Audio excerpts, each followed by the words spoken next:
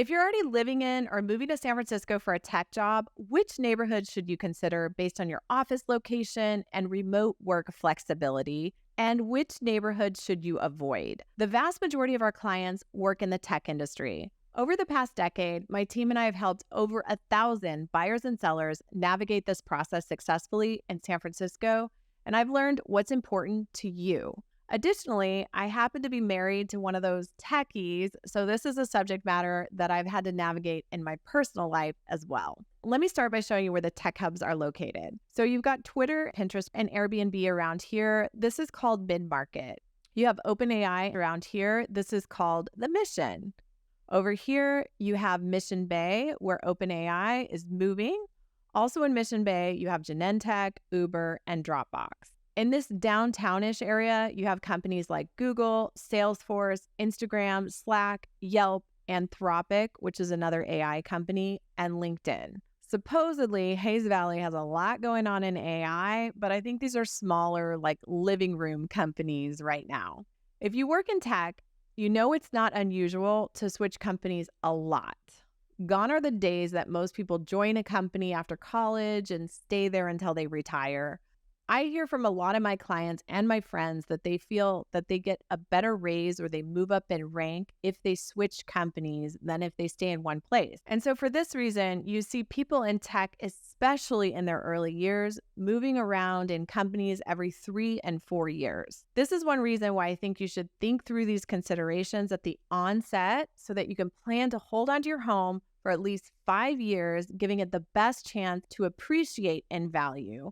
It's key to make sure that you're located in a place where you can not only easily get to your current job, but possibly your next one. So Google Maps is awesome, as I'm sure you all know, and it shows public transit options. So you can put in your office address and then your neighborhood and also the time of day, and you can see how long it's going to take to get there. So let's start if you work downtown or South Beach. If you're working at one of these companies that require you to be downtown, chances are that you are not going to drive to work.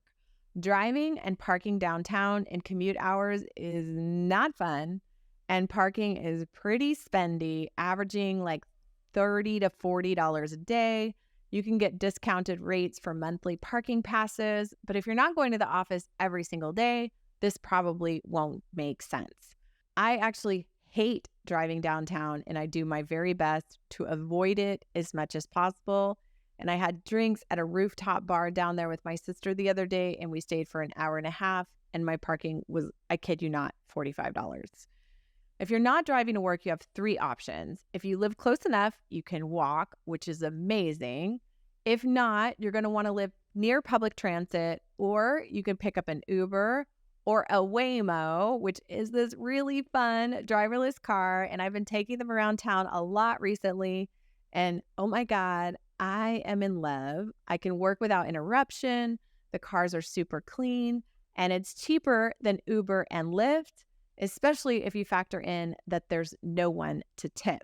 So this is a cool part about living in San Francisco. We get to live where they roll out all of this stuff. And I think Waymo is only in a couple of the big cities. I digress. The public transit in San Francisco, it's decently solid. The train is typically going to be a lot faster than the bus. The stops are West Portal, Forest Hill, Laguna Honda, Castro, Church, Van Ness, with additional BART stations in Glen Park, the Mission, Civic Center, and Balboa. The truth is, from most neighborhoods that are east of Fillmore or Church, you can get downtown in about 20 to 40 minutes, depending on how close you are to a train stop. As you get further west, especially if you're not near Muni or BART station, it's going to get longer. But from West Portal or Forest Hill stations, there's about a 20 to 25 minute commute to get to the Google office, which is at One Market. So if you work downtown, in terms of commute, your best quality of life is going to be in this area here around South Beach, downtown, and Soma. Let's be clear. I'd say that most of my tech buyers do not live in these areas, but more on that in a minute. Now, this area only has one type of home, and that's a high-rise condo. The good news is that it's on sale. Currently, these buildings are selling anywhere between 2014 and 2017 prices, so it's almost like you got into the market 10 years sooner. Another thing is that it's also really close to the Caltrain station and the freeway. So if you do need to get to the South Bay, you're golden. The other great thing about this area of town is that the weather is phenomenal. And in most parts, there's a lot to do. My favorite section is this area called the East Cut. The East Cut and South Beach have a neighborhood security cleanup crew that actually patrols the neighborhood and keeps it really clean, which is super nice. These areas of town have been hit harder than the rest of the city by homelessness.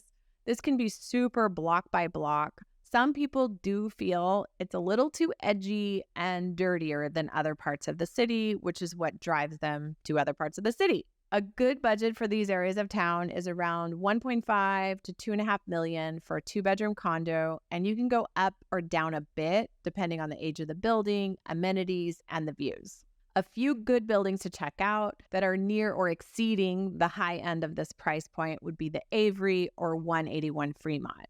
If you're interested in checking out their amenities, specific inventory, see our videos that are linked in the description below. Next up is Mission Bay. You might want to walk to work if you're considering a job at OpenAI, Genentech, Uber, or Dropbox, or maybe you work in the downtown area, but you're looking for something slightly more affordable. I've heard that Mission Bay is becoming the hub of AI, but maybe that's just because OpenAI just leased a huge 500,000 square foot office space in the Uber building. And given that currently they only occupy about 40,000 square feet, we can only guess that they're planning on adding a lot of employees quickly.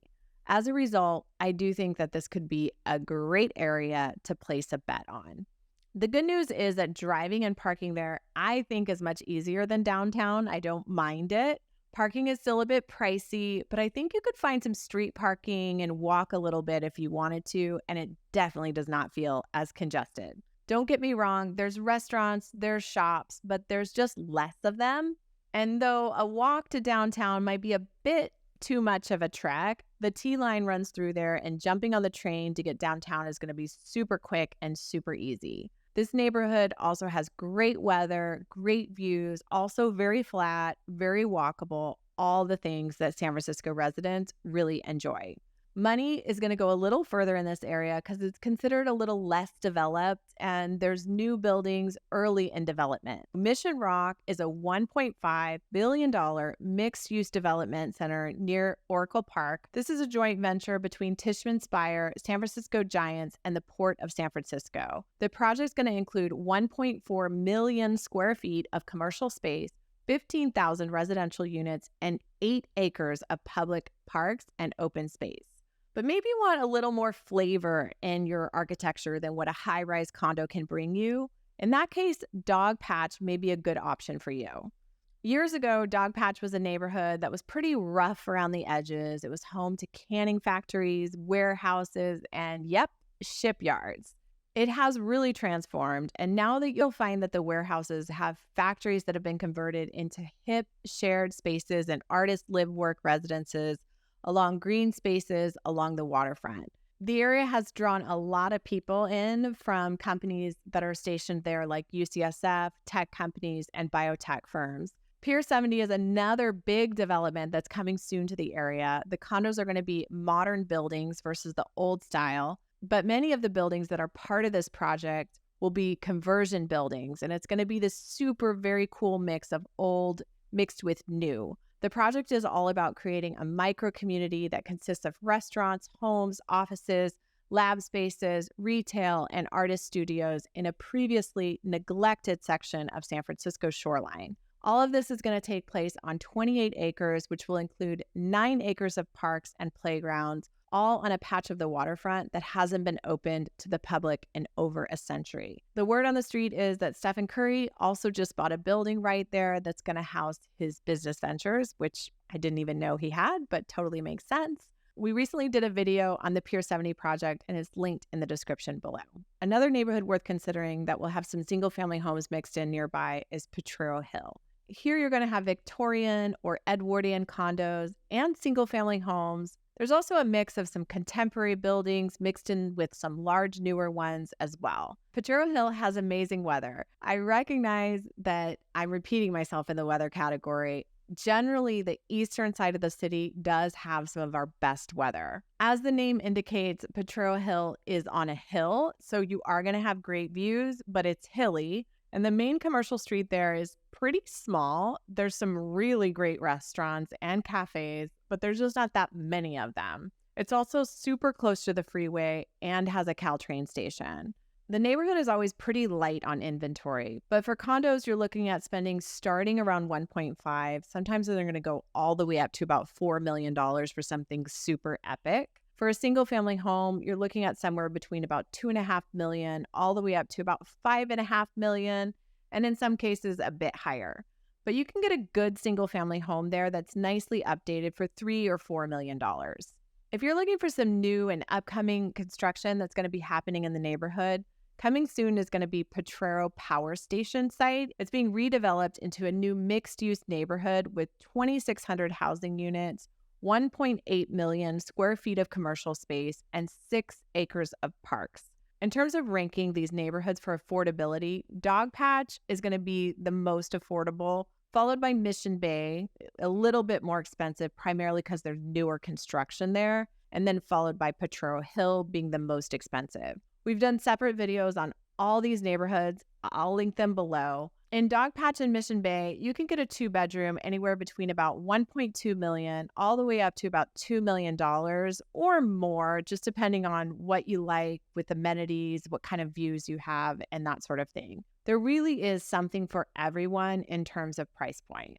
If you'd rather live in a single-family home or Victorian, but Potrero Hill and Dogpatch are not your jam, then you may need to give up that proximity to the office, and you may really want to consider being near a Muni Rail stop that's not too far out. Probably the furthest you'd want to go east is West Portal and Forest Hill. Obviously, the closer you are to downtown, the faster you can get there. But I did a quick search on Google Maps, and honestly, the fastest time on the Muni train was 12 minutes from the Castro station.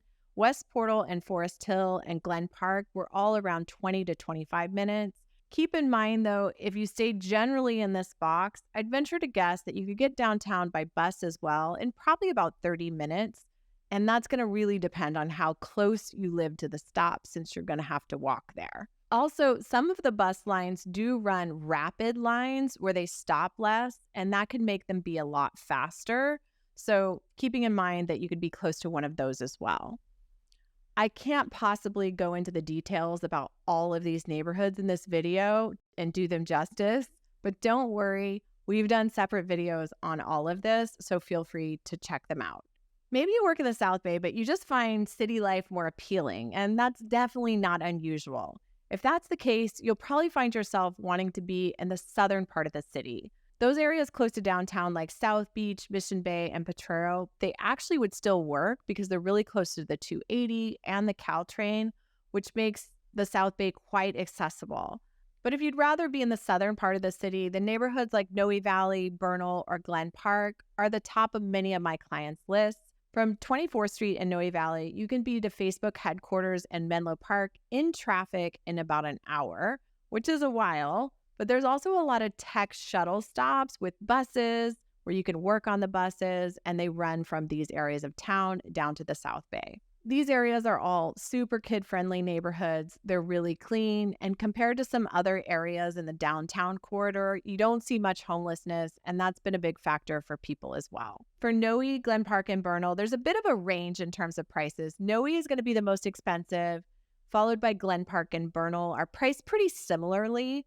Single-family homes in Noe are going to start around $2.5 million and go up to around $6 million, with a few outliers up to $10 million and sometimes a bit above that. Whereas in Bernal and Glen Park, you can typically find a good single-family home for $1.5 million to around $3 million. So what about the worst places to live if you work in tech? My husband had a rule when we were buying that he would not cross a bridge to get to work. This was probably one of the smartest things that he put into our criteria. And though this video is about San Francisco, we do often have buyers who are looking in many areas around San Francisco. And I'm just saying that I would not want to cross a bridge to get to work. The traffic over the bridge during commute times is horrendous. So for me, this would rule out Marin and also Oakland. But in terms of San Francisco, I would say probably the worst neighborhood for commuting downtown to a tech job would probably be Seacliff. And though I love the neighborhood very much, not only are you located all the way west, but if you're in Seacliff proper, there isn't much in the way of public transit. So to one market, it's nearly 50 minutes, assuming that you're somewhat close to a bus line. Bernal is another neighborhood that's not very accessible to public transit. There are some buses that run through there, but on Google Maps, it shows that it takes about 45 minutes to get to downtown using public transit. If you are commuting to the South Bay, I would not recommend living in any of the northern neighborhoods of the city. You'll want to avoid the congestion of Van Ness, Franklin, and Goff during commute times when it feels like you're sitting in a parking lot as opposed to driving on a busy street. So this would mean excluding neighborhoods such as Pacific Heights, the Marina, North Beach, and Russian Hill, to name a few. If you want a single-family home, you're probably going to have to commute to work, so buying something near public transportation will likely be very important to you. If you're going to be working on the peninsula, then positioning yourself on the southern and eastern parts of the city is probably best. For details on each of these neighborhoods, check out our neighborhood vlog, which is also linked below. And if you're finding yourself more confused than ever, feel free to reach out. We have a process for helping people sort through all of this, and we'd love to help you. You can reach me via text or at hello@ruthkrishnan.com. And please don't forget to subscribe so that you don't miss another video.